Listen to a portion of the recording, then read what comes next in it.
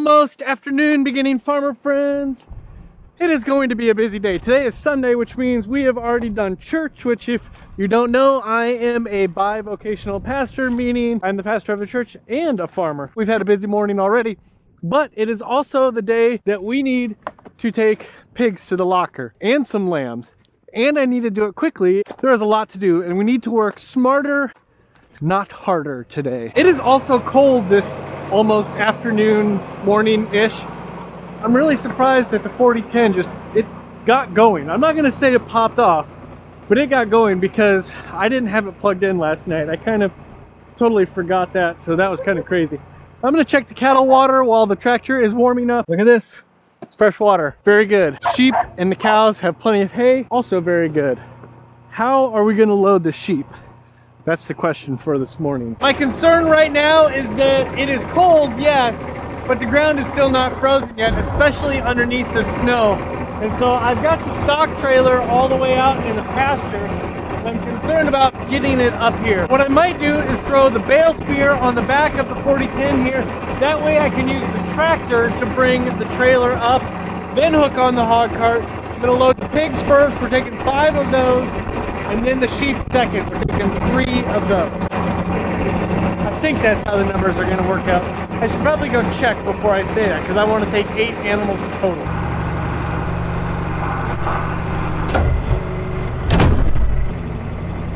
My cousin actually put the ball on top of that bale spear for me. That was the bale spear that I bought.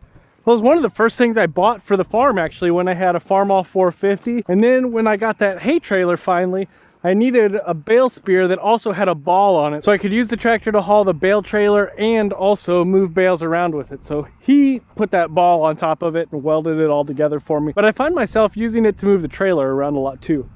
Very handy. This is my plan. I want to put the pigs in the front of the trailer, which means I need to load them first onto the hog cart, and then I want to put the lambs on the back of the trailer. I want to make sure that I have 3 lambs that I'm ready to take so that I know how many pigs that I can get, because if I only have 2 lambs that are ready to take, then I'm going to take 6 pigs. If I have 3 lambs, I'm going to take 5 pigs. You get the idea. So let's do a little math here. Looking at this fine flock of sheep, I see 1, 2, I do see 3 lambs ready to take, I believe, so that is what I am going to take. My hope is to leave in 25 minutes. I have to hook up the hog cart, load the pigs onto the hog cart, load the pigs off the hog cart into this trailer, load the sheep up onto the hog cart, load the sheep into this trailer, hook the truck up to this trailer, and get down the road. I'm not sure if I can do it in 25 minutes. We're gonna give it the old college try though. The old farmer try. We're gonna give it the old beginning farmer try. I think this is the perfect time for a time lapse, some Jake Book music. Let's roll it.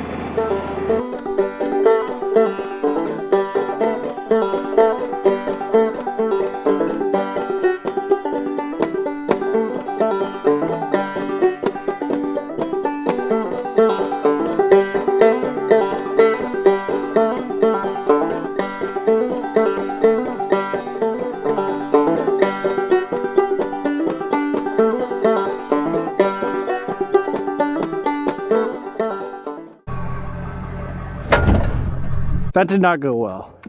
That took a little under an hour instead of the 25 minutes that I was hoping for. 25 minutes I knew was going to be a long shot, but I thought maybe 25 minutes would give me 30 minutes.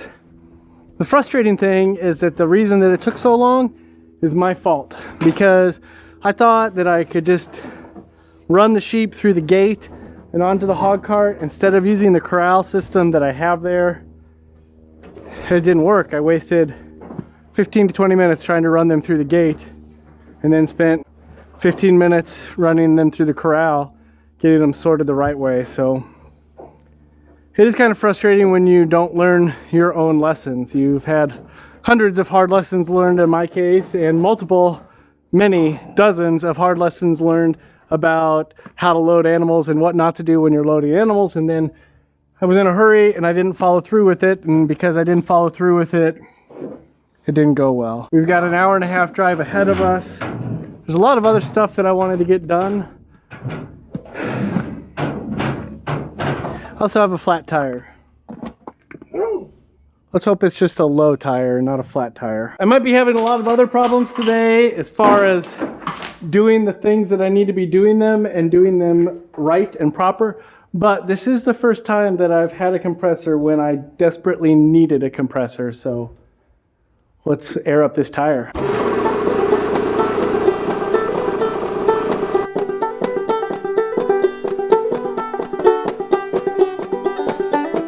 One of the many things that I always need to work on, and that probably we all need to work on, so I'm not necessarily calling myself out here, is that I need to work on counting my blessings and making sure that I'm keeping everything in perspective. Yeah, I'm leaving 45 minutes later than I wanted to leave, an hour later than I wanted to leave. I don't know what it's going to be.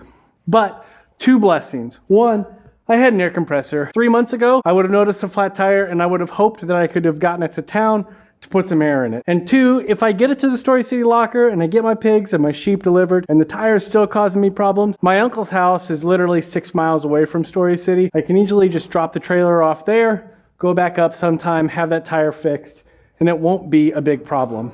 Those are 2 good things that I can take away from what can best be described as a frustrating loading period. It just came to my realization that at the beginning of this video today, I said I need to work smarter, not harder. And yet when I got out there, I started working harder and not smarter. Live and learn, lessons, hard lessons, all of those things. Someday, I hope that I will learn.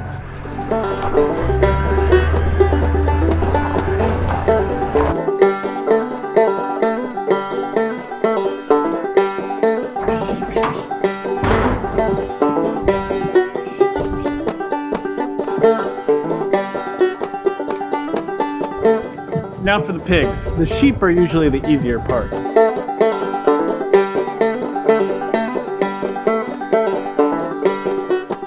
Well, that was actually very much easier than I expected it to be, just judging by how my morning was going. But now the good thing is that my buddy Ty, who runs the Story City Locker, owns the Story City Locker, very kind man. He came in today so I could get some of my meat that I have here. So we're gonna go load up some coolers. There is a plus side to Iowa winters. I do not have to worry about anything thawing in those coolers on the way home. We've got an hour-and-a-half drive home. That's gonna take longer than an hour and a half because hopefully I've got a surprise on the way home. Something pretty exciting, even more exciting than processing. Well, let me take that back.